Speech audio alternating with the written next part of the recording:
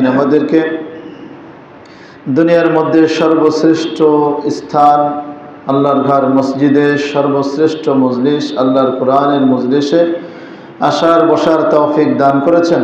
এজন্য আমরা সকলেই দিল থেকে কালিমাতুশ শুকর আদায় করি, আলহামদুলিল্লাহ। ধারাবাহিক এই সাপ্তাহিক ধারাবাহিক তাফসীরের আজকে আলোচনা করব ইনশাআল্লাহ সূরা বাকারার ৬৭ আয়াত থেকে। তাফসীরের আগে একটা ঘটনা আমাদের জানতে হবে। এই পুরা আজকে এই ৬৭ আয়াত থেকে নিয়ে প্রায় ৫ থেকে ৬টি আয়াত পর্যন্ত এই ঘটনাটাই আল্লাহ তাআলা উল্লেখ করেছেন এবং এখান থেকে আমাদের শিক্ষণীয় বিষয়টা আল্লাহ তাআলা তুলে ধরেছেন কোরআনের মধ্যেই। এবং ইহুদিদের তাদের যেই ইতিপূর্বে আলোচনা করা হয়েছে, তাদের কিছু খারাপ কর্ম, কুকর্মের কিছু আলোচনা করা হয়েছিল, তাদের অপরাধে। আর এখানেও একটা চরম ধৃষ্টতাপূর্ণ আচরণ তারা করেছিল মুসা আলাইহিস সালাতু ওয়াস সালামের সঙ্গে। সেই একটা নতুন আরেকটা অপরাধ সম্পর্কে আল্লাহ রাব্বুল আলামিন এখানে বর্ণনা করতেছেন। সেটা হলো যে বনী ইসরায়েলের মধ্যে এক ব্যক্তি তার চাচাতো বোনকে পছন্দ করত। চাচাতো বোনকে পছন্দ করার পর চাচাতো বোনকে বিবাহ করতে চাইল। তখন চাচাতো বোন অস্বীকৃতি জানায়। এরপরে ওই যেই ব্যক্তি বিবাহ করতে চাইল অর্থাৎ ভাতিজা, সে আসলে মূলত বিবাহ করার উদ্দেশ্যে বিবাহ করতে চায়নি, বরং উদ্দেশ্য ছিল ওই চাচার আর কোনো সন্তান ছিল না। মেয়েকে বিবাহ করতে পারলেই তার সমস্ত সম্পদ নিয়ে নিতে পারে। এই সম্পদের লোভে মেয়েকে বিয়ে করতে চায়, মেয়ে অস্বীকৃতি জানায়। এখন বিবাহ হইল না, সম্পদও পাইল না। এই রাগের কারণে সে ওই ব্যক্তিকে অর্থাৎ তার চাচাকে হত্যা করে ফেলে। হত্যা করার পর সে ওই লাশটিকে অন্য একজন নিরপরাধ ব্যক্তির দরজার সামনে রেখে আসে এবং পরদিন সে নিজেই খুনের বিচার চাইতেছে। আমার চাচাকে কে হত্যা করলো তার বিচার চাই। এই ছিল ঘটনা। এই মূল ঘটনা এখান থেকে শুরু। ওই ব্যক্তির নাম ছিল, নিহত ব্যক্তির নাম ছিল আমিন। এই আমিন নামক ব্যক্তিকে হত্যা করা হলো অন্যায়ভাবে। আর কোনো কোনো বর্ণনা আছে যে তার ভাতিজারা আরো কয়েকজন মিলে তার সম্পদ নেওয়ার জন্য তাকে হত্যা করে। বিবাহের ঘটনা সেখানে বলে না। তো যেটাই হোক না কেন, সম্পদের লোভে চাচাকে হত্যা করেছে ভাতিজা এবং এই হত্যার দায় আরেকজনের উপর চাপিয়ে দিয়েছে তার ঘরের সামনে লাশ রেখে দিয়ে। এবং পরদিন সকালে মুসা আলাইহিস সালাতু ওয়াস সালামের কাছে বিচার চাচ্ছে যে আমার চাচার খুনিকে ধরে দেন, তার বিচার চাই। চোরেই যখন চোর চোর বলে দৌড়ানি শুরু করে, তখন আর মানুষ চোরকে খুঁজে পায় না, ঠিক না? ঘটনা আছে না যে চুরি করে বের হয়েছে, চোর নিজেই বের হয়ে এখন নিজে বাঁচার জন্য মানুষ চোর টের পেয়ে গেছে, মানুষ চোর চোর করে দাবড়াইতেছে। ওই ব্যক্তি ওই ভিড়ের মধ্যে ঢুকে গিয়ে সেও চোর চোর করে দাবড়ানো শুরু করছে। চোরকে আর ধরার সুযোগ নেই। তো এমনই এই চালাকি করলো এই ভাতিজা। এই চালাকি করার পরে মুসা আলাইহিস সালাতু ওয়াস সালাম তখন এই বিষয়ে তাওরাতের মধ্যে এই বিধান ছিল না যে এরকম একটা ধোঁয়াশা বিষয় কিভাবে ফয়সালা করতে হবে। তখন তিনি বললেন আমি ওহীর অপেক্ষা করি। ওহী আসলো, আল্লাহ তাআলা জানিয়ে দিলেন যে তোমরা একটি গাভী জবাই করবা। সেই গাভী জবাই করার আদেশ আল্লাহ তাআলা দিলেন। নিহত ব্যক্তির খুনিকে বের করার জন্য আল্লাহ তাআলা আদেশ দিলেন গাভী জবাই করার জন্য এবং সাথে সাথে আদেশ দিলেন যে এই গাভী জবাই করার পর ওই গাভীর গোশতের একটি টুকরা ওই মৃত ব্যক্তির গায়ে যদি স্পর্শ করো, মৃত ব্যক্তি জীবিত হয়ে বলে দেবে তার হত্যাকারীকে। সুবহানাল্লাহ। আল্লাহ রাব্বুল আলামিন এই আদেশ দেওয়ার পরে মুসা আলাইহিস সালাতু ওয়াস সালাম তাদেরকে বললেন তোমরা একটা গাভী জবাই করো। এখন তারা বলতেছে যে চাইলাম খুনির খোঁজ আর আপনি বলতেছেন গাভী জবাই করতে। তা নিহত আর খুনি ব্যক্তির মানে এই খুনিকে তালাশ করার ক্ষেত্রে এই গাভীর কি সম্পর্ক? তুমি কি আমাদের সঙ্গে ঠাট্টা করতেছো নাকি? বুঝে আসছে বিষয়টা? বলতেছে কি যে আপনি কি আমাদের সঙ্গে ঠাট্টা করতেছেন? মুসা আলাইহিস সালাম বলতেছেন, নাউযুবিল্লাহ, আমি তোমাদের সঙ্গে ঠাট্টা করবো কেন? আমি তো শুধুমাত্র আল্লাহর ওহী, আল্লাহর বাণী তোমাদের কাছে পৌঁছে দিলাম। আল্লাহর বাণী পৌঁছে দেওয়ার ক্ষেত্রে কোনো ঠাট্টা মশকরার কোনো সুযোগ নাই। আল্লাহর বাণী যেখানে আল্লাহর রেফারেন্স দিয়ে যেখানে বলা হবে, সেই ক্ষেত্রে ঠাট্টা মনে করার কোনো সুযোগ আছে? মুসা আলাইহিস সালাম তখন বলেন যে, দেখো তোমরা এরকম ভেবো না, আমি একজন নবী, অর্থাৎ আল্লাহর বার্তাবাহক। একজন নবীর জন্য শোভা পায় না যে দিন নিয়ে ঠাট্টা করা, ধর্ম নিয়ে ঠাট্টা করা। আমি যেটা বলেছি এটা সত্য, তোমরা মেনে নাও। তখন যখন তাদের এটা উপলব্ধি হলো যে না, মুসা নবী সত্য বলেছে, এখন তারা গড়িমসি শুরু করছে যে গাভীটা কেমন হবে বলে দেন, গাভীর বয়স কেমন হবে, হ্যাঁ, গাভীর রং কেমন হবে, এরপরে গাভীর আপনার সেটাকে হাল চাষ করা হয়েছে কিনা, বা পানি তার দ্বারা পানি নিষ্কাশনের কাজ করা হয়েছে কিনা, এইভাবে বিভিন্নভাবে প্রশ্ন করছে। আর আল্লাহ তাআলাও তাদের এই বারবার প্রশ্নের কারণে বারবার আল্লাহ তাআলা নতুন নতুন শর্ত জুড়ে দিয়েছে। বুঝে আসছে বিষয়টা? অথচ আল্লাহ তাআলা বলতেছিলেন যে তোমরা গাভী জবাই করো, যে কোনো একটা গাভী জবাই করলেই হতো, কিন্তু এরা বারবার প্রশ্ন করতে করতে জিনিসটাকে আরো জটিল করে ফেলল। অবশেষে তারা তৃতীয়বার প্রশ্ন করার পর তাদের কাঙ্ক্ষিত গাভীটা তারা পেয়ে যায়। পেয়ে যাওয়ার কাহিনী একবারে বলে দিই। পেয়ে গেল এমনভাবে যে কোথাও খুঁজে পায় না, এমন জটিল করে দিছে যে তার রং হবে হলুদ, গাঢ় হলুদ, এবং দর্শকের মন কাড়ে। অনুরূপভাবে যেটা একদম বুড়ো হবে না, আবার অতি বাচ্চাও হবে না। আবার এমন গাভী হবে যার দ্বারা কোনো হাল চাষ করানো হয়নি, যার দ্বারা কোনো খেতে পানি দেওয়া হয়নি। নিখুঁত হতে হবে, যার গায়ে একটা মাত্র দাগও থাকতে পারবে না। আল্লাহু আকবার বলেন। এরা যত প্রশ্ন করেছে আল্লাহ তাআলা একটা নতুন নতুন শর্ত জুড়ে দিয়েছেন। এরপরে এরা গাভীটা সন্ধান করতে এদের কষ্ট হয়ে যাচ্ছে, কোথায় পাই এমন আনুখা একটা গাভী। কিন্তু আল্লাহ রাব্বুল আলামিন এদের মাধ্যমে আরো এক গরিব বান্দার সহায়তা করার ইচ্ছা করেছেন। এই গাভীটা ছিল এক জায়গায়, এই ব্যক্তিটা খুব ভালো, গাভীর মালিক, তার মায়ের খেদমত করতো, বাবা ছিল না, গরিব মানুষ। তার কাছে গেল যে গাভীটা বিক্রি করো। এখন সে গাভী বিক্রি করতে চায় না সস্তা মূল্যে।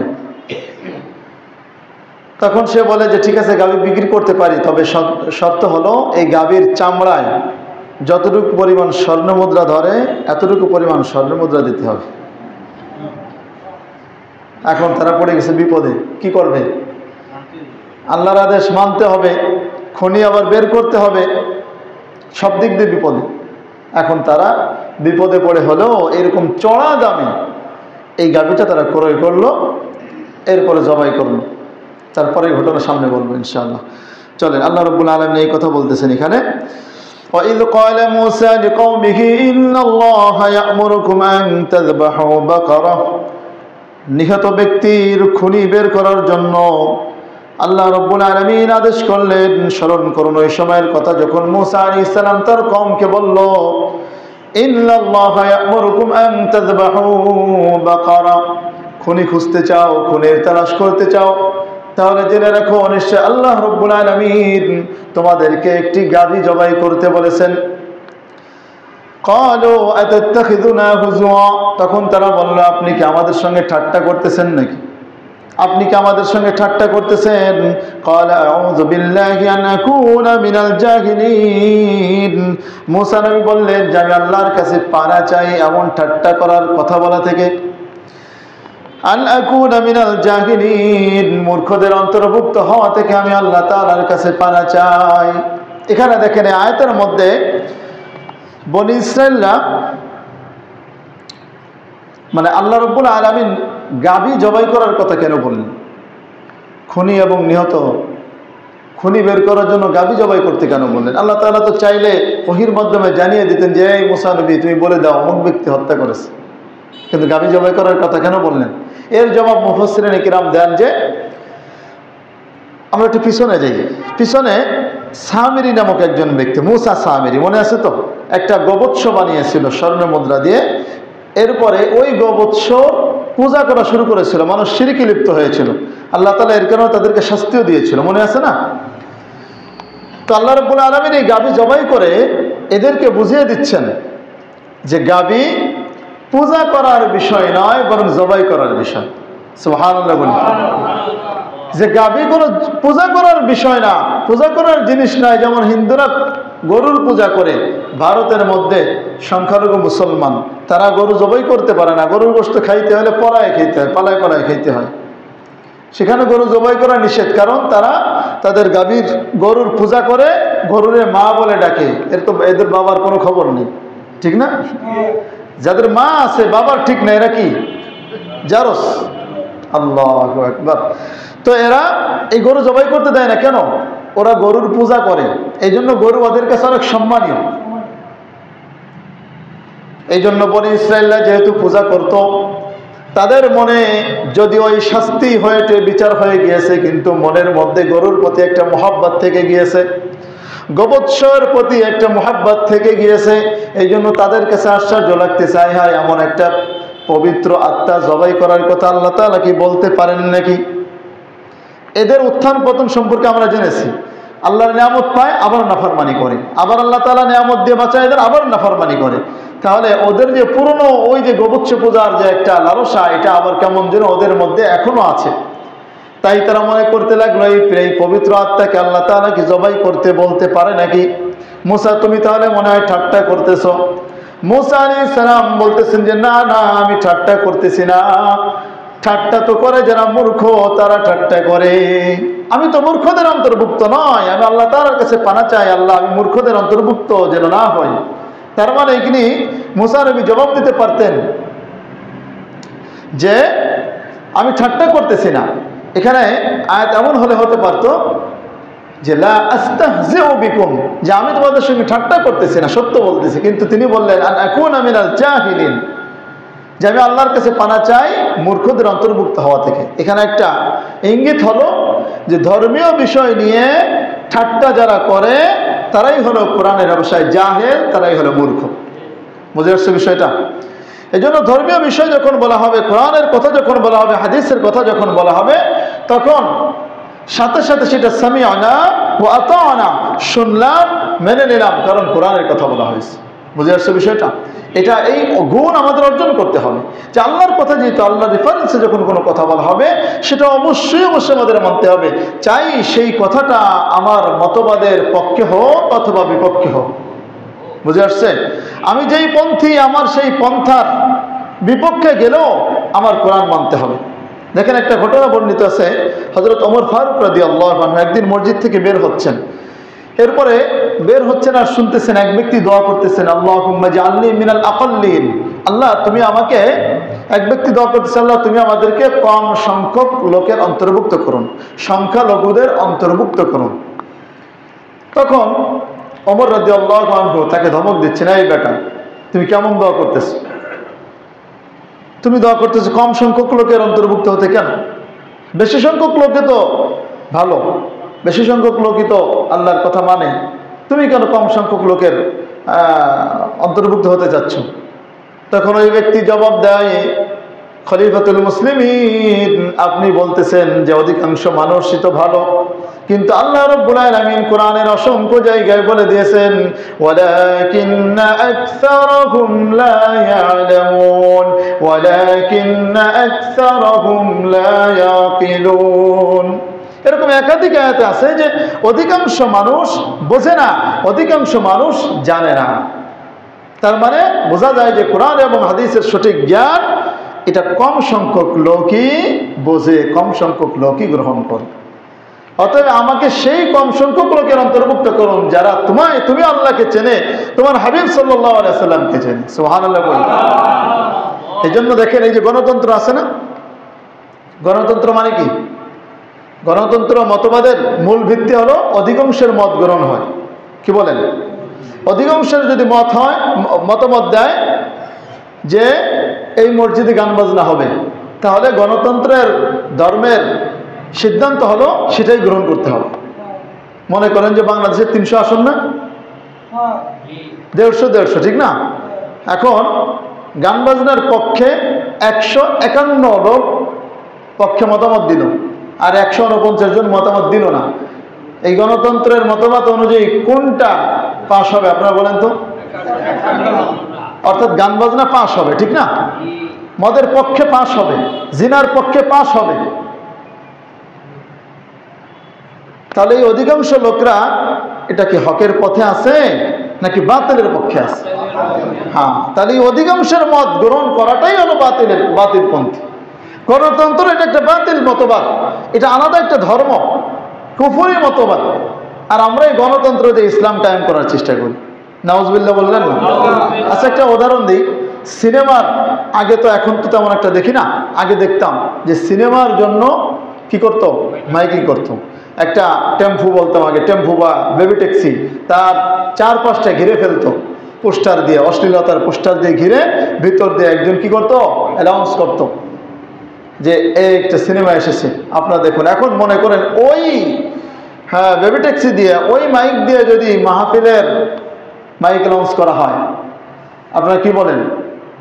ওটা কি গ্রহণযোগ্য হবে? মানুষ গ্রহণ করবে? বা আসলে কি সেটা গ্রহণযোগ্য হয়? হবে না। কারণ পন্থাটাই তো ভুল, জায়গাটাই তো ভুল। মনে করেন যে বাথরুমের ট্যাঙ্কি থেকে একটা পাইপ যায় না, ওই পাইপ দিয়ে যদি মধু বের হয়, কেউ খাবেন আপনারা? বাস্তবে সত্যিকার যদি মধুও যদি বের হয়, কেউ খাবে? খাবে না। কেন ভাই? পথটা ভুল। কারণ ওই পথে মধু থাকার কথা না, আসলেও এটা মানুষ গ্রহণ করবে না। ঠিক তেমনি ভাবে গণতন্ত্র এটা কুফরি মতবাদ।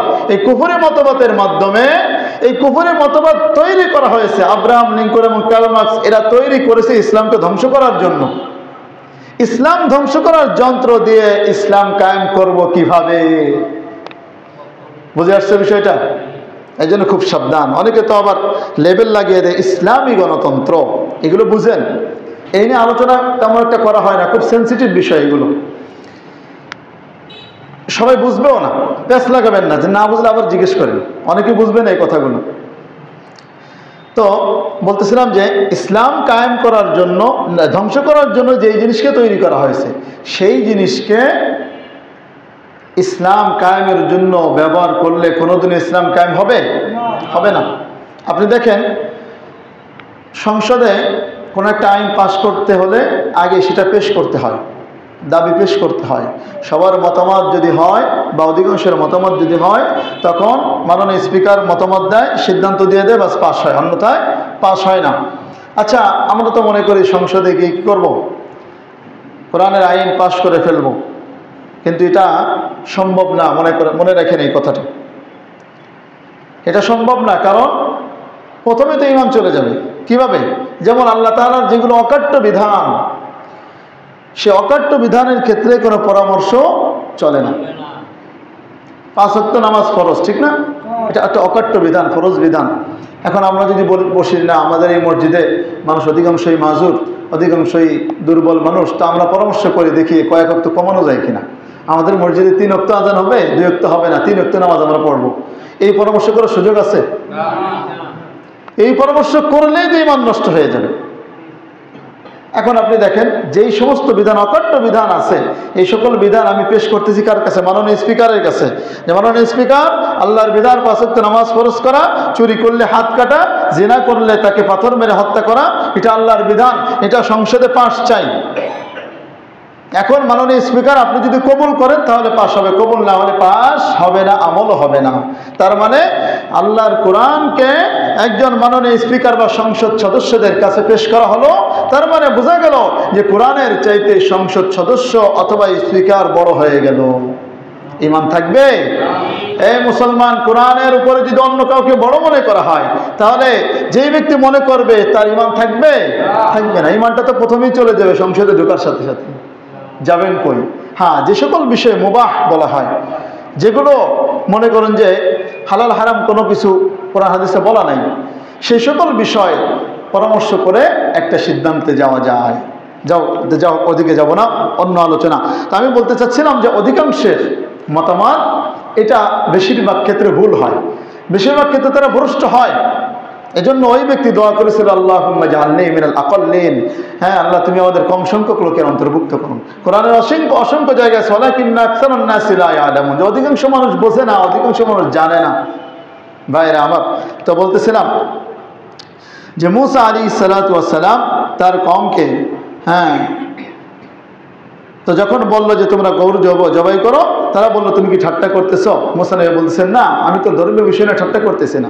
ধর্মীয় বিষয় নিয়ে ঠাট্টা করে তো জাহেল মূর্খ যারা, তারা ঠাট্টা করে, আমি তো জাহেল মূর্খ নয়। একজন নবীর জন্য তো এটা শোভা পায় না যে তিনি ধর্মীয় বিষয় নিয়ে ঠাট্টা করবেন। ভাইরা আমার, মুসা আলাইহিস সালাম জবাব দিলেন, ক্বালা আউযু বিল্লাহি আন আকুনা মিনাল জাহিলিন, আমি আল্লাহ তাআলার কাছে পানা চাই জাহেলদের অন্তর্ভুক্ত হওয়া থেকে, আমি তোমাদের সঙ্গে ঠাট্টা করতেছি না। এরপরে যখন তাদের বুঝে আসলো যে মুসা নবী সত্য বলেছে, এবার তারা প্রশ্ন করতেছে আপনার রবের কাছে বলে দেন। ক্বালু দু'ু লানা রাব্বাকা ইউবাইয়্যিন লানা মা হি, ক্বালা ইন্নাহু ইয়াকুলু ইন্নাহা বাকারাতুন লা ফারিদু ওয়ালা বিক। মুসা নবীকে তারা বলল যে আপনার রবের কাছে আপনি আবেদন করেন, তিনি যেন আমাদের বলে দেন মা হিয়া, সেই গাভীটা কেমন হবে, সেটার বয়স কেমন হবে। মা হিয়া আই মা সিন্নুহা, তার বয়স কেমন হবে। কারণ কত বয়স্ক গাভী তো গরু আমাদের সামনে আছে, আমরা কোন বয়স্ক গাভী আমরা জবাই করব। তখন মুসা আলাইহিস সালাম জবাব দেন যে আমি আবেদন করেছি আল্লাহ তাআলার কাছে। আল্লাহ রাব্বুল আলামিন সেই আবেদনের জবাবে বলতেছেন, قال إنه يقول إنها بقرة لا فارض ولا بك। আল্লাহ রাব্বুল আলামিন বলেন সেটা এমন একটি গাভী হবে, লা ফারিদুন, যেটা অতি বয়স্ক নয়, ওয়ালা বিকরুন, আবার অতি বাচ্চাও নয়, আওয়ানুম বাইনা যালিক, এই দুই বয়সের মাঝামাঝি বয়সের একটি গাভী হতে হবে।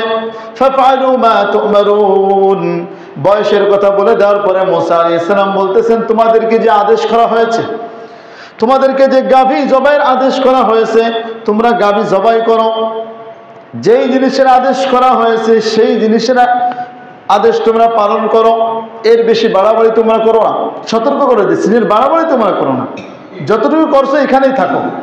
তোমাকে আদেশ করা হয়েছে গাভী জবাই করতে, গাভী জবাই করে ফেলো, বাস বয়স জিজ্ঞেস করছো বলা হয়েছে, এখন এই বয়সে একটি গাভী জবাই করে ফেলো, বাস আদেশ পালন হয়ে যাবে।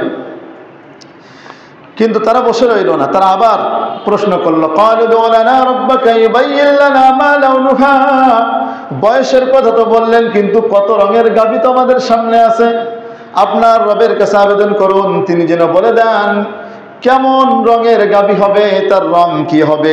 মুসা নবী বলতেছেন, ক্বালা ইন্নাহু ইয়াকুলু ইন্নাহা বাকারাতুন সাফরা ফাকিউল লাউনুহা তাসুররুন নাযিরিন।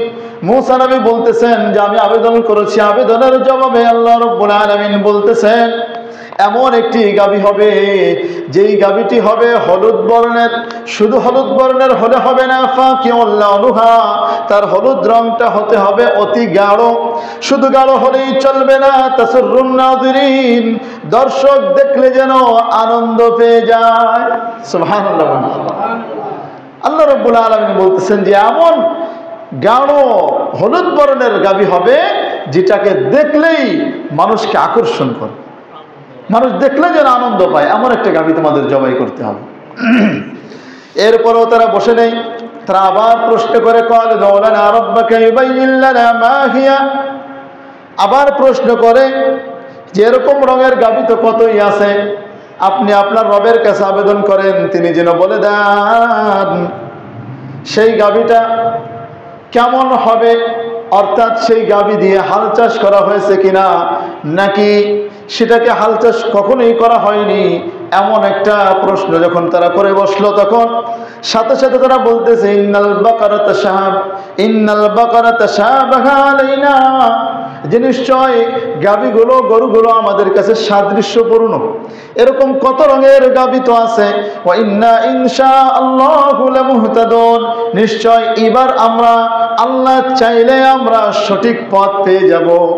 এবার এরা বলতেছে ইনশাআল্লাহ। হাদিসের মধ্যে আছে যে এরা যদি এই প্রশ্নের মধ্যে ইনশাআল্লাহ অর্থাৎ আল্লাহ যদি চান এই কথাটা যদি না লাগাইতো, তাহলে এরা আসলে এদেরকে এই সঠিক গাভী এরা পাইতো না। সুবহানাল্লাহ। এখান থেকে শিক্ষা যে আমাদের ভবিষ্যৎ কোনো কাজের ক্ষেত্রে অবশ্যই অবশ্যই ইনশাআল্লাহ বলতে হবে, আল্লাহর সঙ্গে সম্পৃক্ত করে দিতে হবে।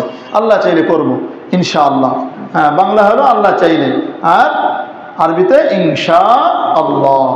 ভবিষ্যতে যে কোনো কাজ করবেন, বাস আমি আসবো ইনশাআল্লাহ। এবং সেটা পাক্কা নিয়তে, না আসার নিয়তে নয়। বাঙালি ব্যবহার করে যেটা আসতে পারবো না, সেই ক্ষেত্রে ইনশাআল্লাহ বলে, আল্লাহ যদি চাই তাহলে আসবো, না চাইলে আসবো না, তার মানে মরেন চাচ্ছেন। অথচ আল্লাহ তাআলা এটা দিলেন যেই বিষয়ে তুমি পাক্কা ওয়াদা করবা সেই বিষয়ে ইনশাআল্লাহ বলো। বুঝে আসছে বিষয়টা? ইনশাআল্লাহর ঘটনা আরও একটা আছে, যেমন নবী সাল্লাল্লাহু আলাইহি ওয়াসাল্লাম তার কাছে আসহাবে কাহাফ সম্পর্কে জিজ্ঞেস করা হয়েছিল যে তাদের ঘটনাটা কি, 7 যুবকের। তখন তিনি বললেন যে আমি পরে বলবো, কিন্তু তখন মাশা আল্লাহ বা ইনশাআল্লাহ বলেননি, যার কারণে ওহি প্রায় 15 দিন পর্যন্ত বন্ধ ছিল। আল্লাহু আকবার। এই জন্য ইনশাআল্লাহ বলতে হবে ভাইরা আমার।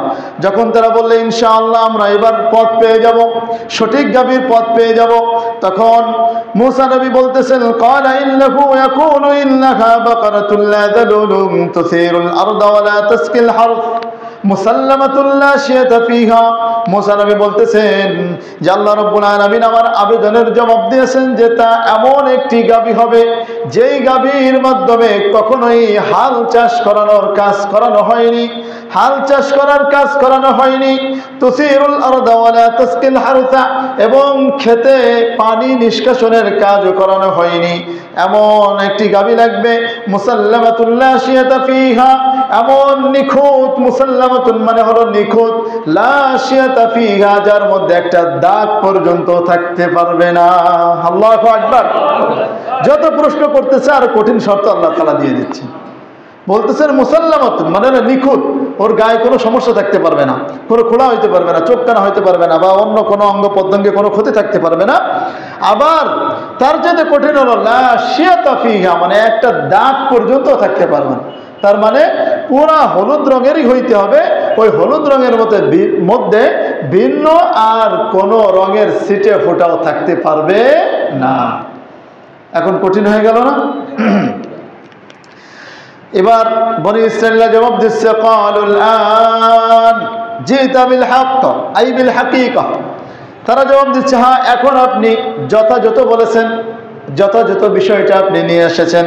ফাযাবাহুহা ওয়া মা কাদু ইয়াফআলুন, এরপরে তারা গাভীটি তালাশ করে তারা জবাই করলো। ওয়া মা কাদু ইয়াফআলুন, কিন্তু তাদের প্রশ্নের ধরন দেখে মনে হচ্ছিল যে তারা এই গাভী জবাই করবে না। তাদের প্রশ্নের ধরন দেখে বোঝা যাচ্ছিল এই গাভী এরা জবাই করবে না।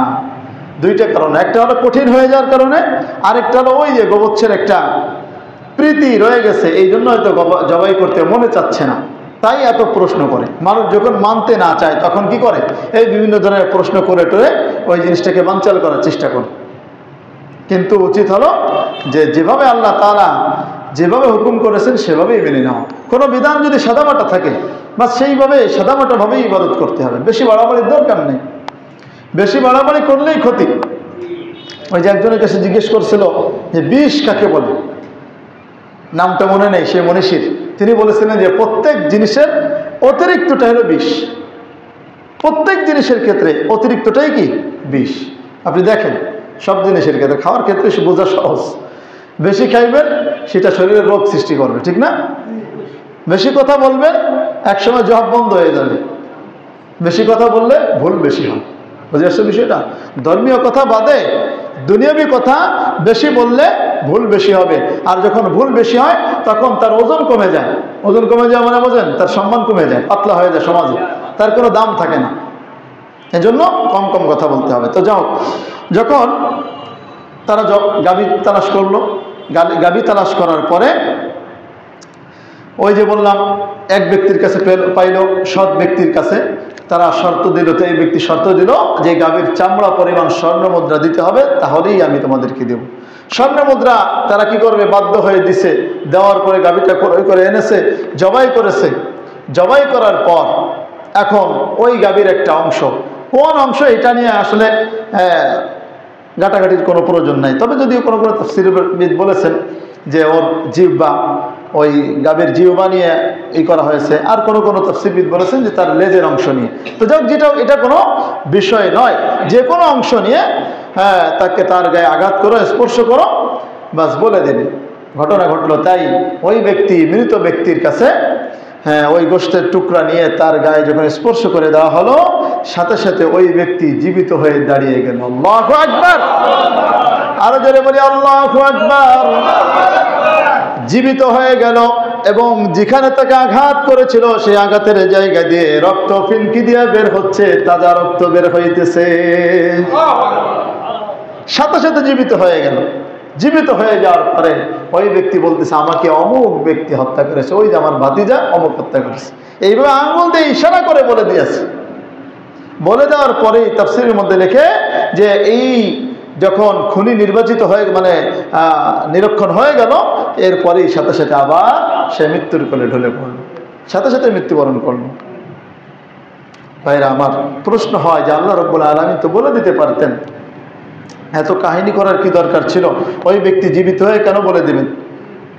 আবার কথা হলো যে আল্লাহ রাব্বুল আলামিন আসলে চাইছিলেন যে ওই যে বললাম যে গোবৎস প্রীতি দূর করার জন্য, এটা বোঝানোর জন্য যে গরু এটা কোনো পূজার জিনিস নয়, বরং এটা জবাই করার জিনিস।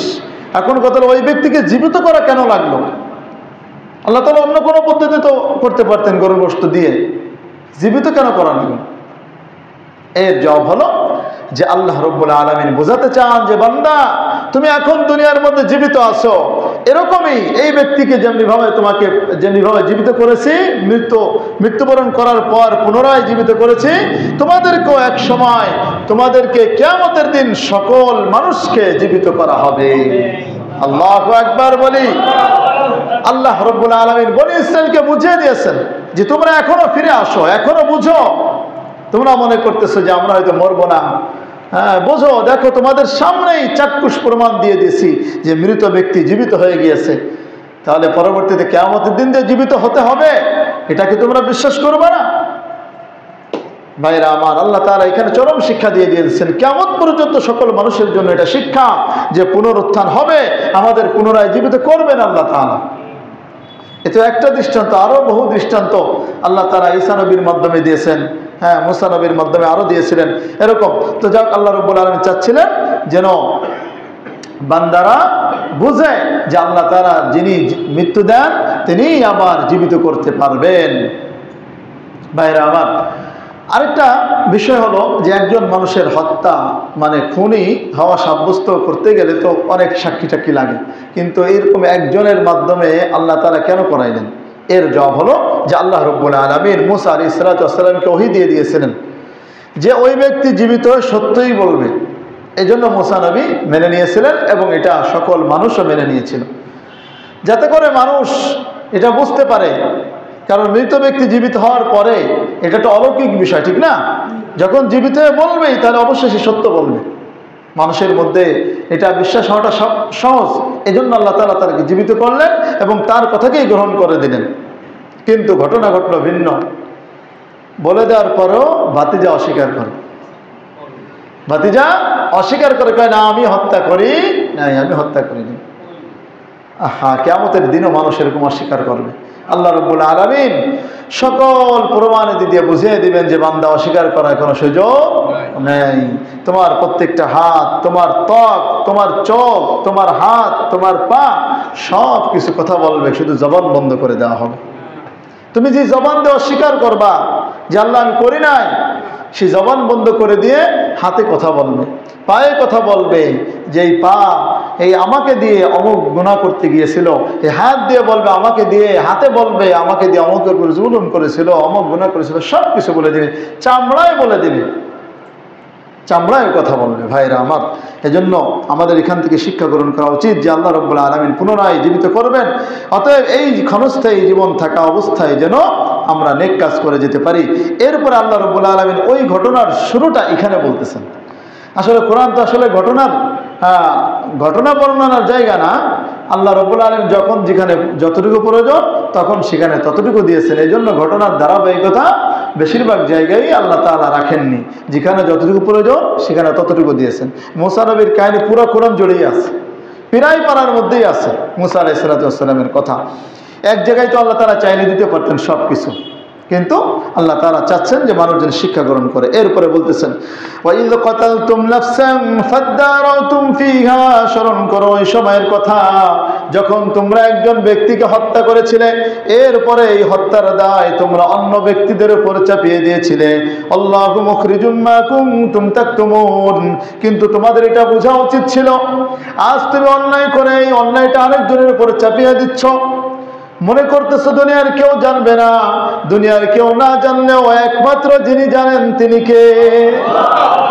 রব্বুল আলামিন বলতেছেন আল্লাহু মুখরিজুম মা কুনতুম তাকতুমুন, তোমরা যেটা প্রকাশ করো, যেটা গোপন করো, সেই গোপন বিষয়ে আল্লাহ রব্বুল আলামিন তো প্রকাশ করারই ছিলেন। সুবহানাল্লাহ বলি। আল্লাহ বলতেছেন যা প্রকাশ, যা গোপন করবা সেটা তো আল্লাহ তাআলা প্রকাশ করেই দেবেন। এই জন্য এত ঘটনা ঘটাইলেন, এত চালাকি করার দরকার নেই। আল্লাহ তাআলা সবকিছু জানেন। মদিনায় নবীর সময় যত ইহুদিরা ছিল তারা এরকম অনেক কিছু গোপন করত, অনেক বিধান গোপন করত। মদিনায় মধ্যে ইহুদিদের মধ্যে কিছু মুনাফিক ছিল, সেটা সামনে আলোচনা আসবে। এরাও কিছু গোপন করত। আল্লাহ তাআলা প্রকাশ করে দিয়েছেন সবকিছু, যে নবীকে জানিয়ে দিয়েছেন অমুক অমুক মুনাফিক, অমুক অমুক এই কাজ করতেছে, সবকিছু আল্লাহ তাআলা স্পষ্ট জানিয়ে দিয়েছেন। ভাইরা আমার, এজন্য কোনো কিছু গোপন করার সুযোগ নাই। আল্লাহ তাআলা থেকে কোনো কিছুই গোপন করা যাবে না। এজন্য ভাইরা আমার, কোনো অপরাধ আমাদের এই দেশে হয় না, মুসলমানরা আমরা করি না, নিজে অপরাধ করে আরেকজনের উপর চাপিয়ে দিই। আল্লাহু আকবার। এটা যে কত বড় মারাত্মক গুনাহ! অন্যায় করা একরকম, আর আরেকজনের উপর গুনাহ চাপিয়ে দেওয়া, অপরাধ চাপিয়ে দেওয়া, এটা হলো অপবাদ, এটা হলো মারাত্মক গুনাহ, চরম পর্যায়ের গুনাহ, এটা সর্বোচ্চ গুনাহ। কোরআনের মধ্যে এক আয়াতের মধ্যে আল্লাহ তাআলা বলেন লা তাকবালু লাকুম শাহাদাতান আবাদা, যারা মিথ্যা সাক্ষ্য প্রদান করে, মিথ্যা সাক্ষ্য যারা দেয়, একজনের দোষ আরেকজনের উপর চাপিয়ে দেয়, এদের সাক্ষী, এদের সাক্ষ্য কখনোই গ্রহণ করা হবে না। কোরআনের আইন চালু থাকলে এরকম আর ভাড়াটে সাক্ষী পাওয়া যেত না বর্তমানে। বুঝে আসছে বিষয়টা? তো যাই হোক, আল্লাহ রাব্বুল আলামিন বলতেছেন যে আল্লাহু মুখরিজুম মা কুনতুম তাকতুমুন, আমাদের থেকে এখান থেকে শিক্ষা যে কোনো অপরাধ আমরা তো করবোই না, আর করলেও খবরদার খবরদার নিজেই আমরা স্বীকার করে আল্লাহ তাআলার কাছে মাপ চেয়ে নেব, অন্য কোনো ভাইয়ের উপরে যেন চাপিয়ে না দেই, এমনকি নিজের সন্তানের উপরে চাপিয়ে যেন না দিই, স্ত্রীর উপরে যেন চাপিয়ে না দিই। আমাদের সমাজে হয়, নিজে করে স্ত্রীর উপর চাপিয়ে দিয়ে নিজের মা বাবার কাছে ভালো থেকে স্ত্রীকে মা বাবার কাছে খারাপ করি, হয় কি হয় না? এরকম অনেক হয়। হ্যাঁ, এটা ঘরোয়া বিষয়। হ্যাঁ, এটা সবচেয়ে বেশি হয়। এটা মানুষ প্রকাশও করে না, আর এইসব বিষয় নিয়ে মানুষ আলোচনাও করে না হয়তো। এই জন্য এই সকল গুনাহ একদম গুনাহই মনে হয় না, পানিবাতের মতো মনে হয়। এই জন্য খুব সাবধান ভাইরা আমার, কখনোই একজনের দোষ আরেকজনের উপর চাপিয়ে দিব না। দুনিয়ার মধ্যে আপনি কোনো দোষ করলে, সেটা ধরা পড়লে, সামান্য কিছু একটু অপমান হলেন দুনিয়ার মধ্যে, এটা দুনিয়ার মধ্যে শেষ হয়ে গেল। কিন্তু কারো উপর অপবাদ দিয়ে নিজে ফাঁকা থাকলেন, এই ফাঁকাটা অন্তরের কাছে সারা জীবন ধরা থাকবেন, কিয়ামতের দিন তো আর আপনি বাঁচতে পারবেন না। এই জন্য খুব সাবধান। আল্লাহ তাআলা বলেন ফাকুল্লাদরিবুহু বিবাদিহা, তাকে জবাই করার পর, ওই যে গাভী জবাই করার পর তার একটি অংশ ওই মৃত ব্যক্তির গায়ে তোমরা আঘাত করো। কাযালিকা ইউহয়িল্লাহুল মাউতা, আল্লাহ রাব্বুল আলামিনের পরে বলতেছেন এভাবে ইয়া রাব্বুল আলামিন মৃত ব্যক্তিকে জীবিত করবেন, ওয়ায়ুরিকুম আয়াতিহি, এবং তোমাদেরকে তার নিদর্শন দেখাবেন, লাআল্লাকুম তাকিলুন, যাতে করে তোমরা বুঝতে পারো। আমাদের সামনে এগুলো করবেন কেন? যাতে করে আমরা বুঝে আল্লাহ তাআলার দিকে ফিরে আসি। ভাইরা আমার, এরপরে ওই যে বললাম এত কিছুর পরেও তারা কিন্তু মানে নাই, তারপরও তাদের অন্তর কঠিন হয়ে গিয়েছিল। সেই কঠিন হওয়ার দৃষ্টান্ত আল্লাহ তাআলা সামনে দিচ্ছেন। সামনে আলোচনা ইনশাআল্লাহ আগামী সপ্তাহে হবে। যা শুনলাম ভাইরা আমার, এখান থেকে এই ঘটনার মধ্য থেকে হ্যাঁ অনেক কিছু শিক্ষণীয় বিষয় রয়েছে। এই বিষয়ের উপর আল্লাহ তাআলা আমাদের সকলকে যেন আমল করার তৌফিক দান করেন। আমিন। আখির দাওয়ানা আলহামদুলিল্লাহি রাব্বিল আলামিন।